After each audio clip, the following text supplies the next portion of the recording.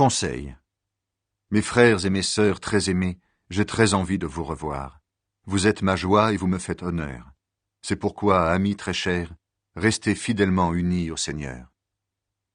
Évodie et Syntyche, je vous le demande avec force, soyez d'accord entre vous en restant unis au Seigneur. Et toi aussi qui travailles fidèlement avec moi, je te le demande, aide ces deux femmes. Elles ont lutté pour la bonne nouvelle avec moi, avec Clément et avec les autres frères qui travaillent avec moi. Leurs noms sont écrits dans le livre de la vie. Soyez toujours dans la joie en étant unis au Seigneur. Je le répète, soyez dans la joie. Soyez bons avec tout le monde. Le Seigneur vient bientôt. Ne soyez inquiets de rien, mais demandez toujours à Dieu ce qu'il vous faut. Et quand vous priez, faites vos demandes avec un cœur reconnaissant.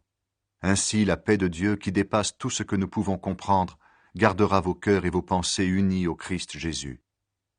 En tout cas, frères et sœurs, voici ce qui doit vous intéresser. Tout ce qui est vrai et mérite d'être respecté, tout ce qui est juste et pur, tout ce qu'on peut aimer et approuver, tout ce qui est très bon et ce qui mérite des félicitations. Faites ce que vous avez appris de moi, ce que vous avez reçu et entendu de moi, ce que vous m'avez vu faire. Et le Dieu qui donne la paix sera avec vous. Paul remercie les Philippiens pour leur cadeau. J'ai eu beaucoup de joie dans le Seigneur. En effet, finalement, vous avez pu montrer de nouveau votre intérêt pour moi. Cet intérêt, vous l'aviez, mais vous n'aviez pas eu l'occasion de le montrer. Je ne dis pas cela parce que j'ai besoin de quelque chose, non. J'ai appris à me contenter de ce que j'ai. Je sais vivre dans la pauvreté, je sais vivre dans la richesse. Toujours et partout, j'ai appris à être rassasié et à avoir faim, à vivre avec beaucoup et avec peu. Je suis capable de tout cela grâce au Christ qui me rend fort. Pourtant, vous avez bien fait de prendre part à mes souffrances. Vous le savez, vous, mes amis de Philippe. Quand on commençait à annoncer la bonne nouvelle, j'ai quitté la Macédoine. Et à ce moment-là, aucune autre église ne s'est occupée de mon salaire et de mes dépenses. Vous avez été les seuls à m'aider. Déjà, quand j'étais à Thessalonique, vous m'avez envoyé plusieurs fois ce qui me manquait.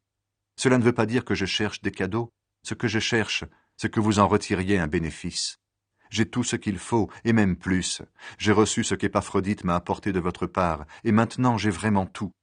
Vos cadeaux sont comme une offrande agréable, un sacrifice que Dieu accepte et qui lui plaît.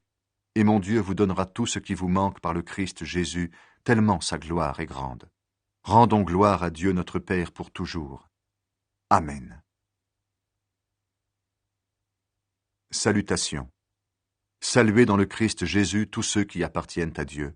Les frères et les sœurs qui sont avec moi vous saluent. Tous les chrétiens vous saluent, surtout ceux qui travaillent au service de l'Empereur.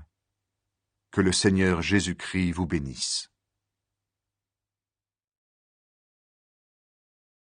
Salutations. Moi, Paul, je suis apôtre du Christ Jésus parce que Dieu l'a voulu. Avec Timothée, notre frère, j'écris à ceux qui appartiennent à Dieu et qui sont à Colosse, nos frères et sœurs qui croient au Christ. Que Dieu notre Père vous bénisse et vous donne la paix. Paul remercie Dieu. Nous remercions toujours Dieu, le Père de notre Seigneur Jésus-Christ, quand nous prions pour vous. Oui, voici ce que nous avons appris. Vous croyez au Christ Jésus et vous aimez tous ceux qui appartiennent à Dieu. En effet, vous espérez ce que Dieu a préparé pour vous dans les cieux. Quand la bonne nouvelle, qui est la parole vraie, est arrivée chez vous, elle vous a fait connaître cette espérance. Cette bonne nouvelle donne des résultats et se développe aussi dans le monde entier. Chez vous, c'est la même chose depuis que vous avez entendu parler de la bonté de Dieu, depuis que vous avez vraiment compris que Dieu vous aime.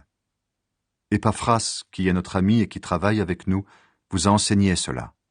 Il nous remplace auprès de vous comme un fidèle serviteur du Christ, et il nous a fait connaître l'amour que l'Esprit Saint a mis en vous. C'est pourquoi nous aussi, depuis que nous connaissons ces nouvelles, nous prions sans cesse pour vous. Et nous demandons à Dieu de vous donner toute la sagesse et l'intelligence qui viennent de son esprit. Ainsi vous pourrez connaître entièrement ce qu'il attend de vous. Vous pourrez vivre comme le Seigneur le veut et faire tout ce qui lui plaît. Vous accomplirez toutes sortes d'actions bonnes et vous connaîtrez Dieu de plus en plus. Sa puissance magnifique vous rendra fort pour tout. Alors vous résisterez et vous supporterez tout avec patience. Avec joie, remerciez le Père. Il vous a rendu capable de recevoir les biens qu'il garde pour ceux qui lui appartiennent dans le royaume de la lumière.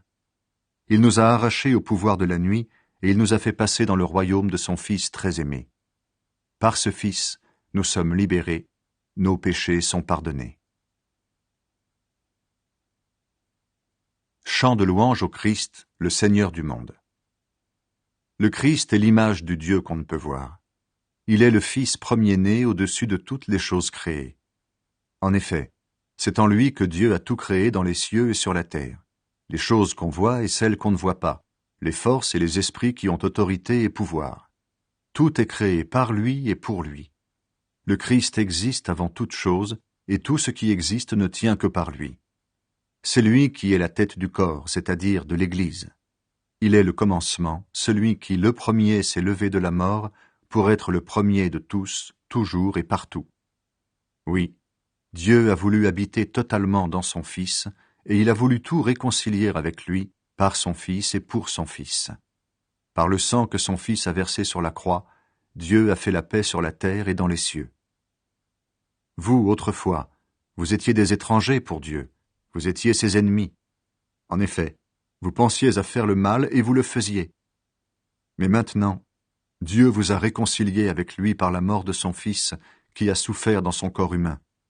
Alors vous pouvez vous présenter devant Dieu en étant saints, purs et sans faute. Mais vous devez rester solide et fort dans la foi. Ne vous éloignez pas de la bonne nouvelle. Elle est notre espérance. Vous l'avez entendu, on l'a annoncé à tout ce qui existe sous le ciel, et moi, Paul, je suis devenu le serviteur de cette bonne nouvelle. Paul souffre et lutte au service de l'Église. Maintenant, je suis heureux de souffrir pour vous. En effet, dans mon corps, je continue à participer aux souffrances du Christ pour son corps, c'est-à-dire pour l'Église. Je suis devenu le serviteur de l'Église pour faire le travail que Dieu m'a demandé. Je dois vous annoncer la parole de Dieu tout entière. Cette parole, c'est le mystère caché à toutes les générations depuis toujours. Maintenant, Dieu l'a montré clairement à ceux qui lui appartiennent. Il a voulu leur faire connaître la grandeur de ce mystère et sa richesse pour tous les peuples. Ce mystère, le voici. Le Christ est au milieu de vous, et par lui, vous espérez participer à la gloire de Dieu. C'est ce Christ que nous annonçons. Nous donnons à chacun des conseils et un enseignement avec toute la sagesse possible pour que tous deviennent adultes dans le Christ. C'est pourquoi je travaille et je lutte avec la force du Christ qui agit en moi avec puissance. Oui, je veux vous faire savoir ceci. Je dois lutter durement pour vous, pour les chrétiens de Laodicée et pour tous ceux qui ne m'ont jamais vu de leurs yeux. Je veux qu'ainsi leur cœur soit plein de courage, qu'ils soient unis dans l'amour et totalement remplis d'intelligence. Alors ils connaîtront le projet caché de Dieu. C'est le Christ qui le réalise, et tous les trésors de la sagesse et de la connaissance sont cachés en lui. Je dis cela pour que personne ne vous trompe avec de beaux discours. Bien sûr, je suis loin de vous, mais mon cœur est avec vous. Je suis content de voir que chez vous, tout se passe dans l'ordre et que votre foi au Christ reste solide. Le Christ seul donne la vie. Vous avez reçu le Christ Jésus comme Seigneur. Eh bien, vivez unis à lui. Plongez vos racines en lui, construisez votre vie sur lui. Restez solidement dans la foi qu'on vous a apprise et remerciez Dieu avec beaucoup d'ardeur. Attention, personne ne doit vous prendre au piège avec les idées fausses de la sagesse humaine. Ce sont des mensonges creux qui s'appuient sur des traditions humaines, sur les forces du monde et non pas sur le Christ. Dieu habite totalement dans le corps glorieux du Christ, et vous participez totalement à la vie du Christ, lui, le chef de toutes les forces qui ont autorité et pouvoir. C'est dans le Christ que vous avez été circoncis. Cette circoncision, ce n'est pas la main d'un homme qui l'a faite.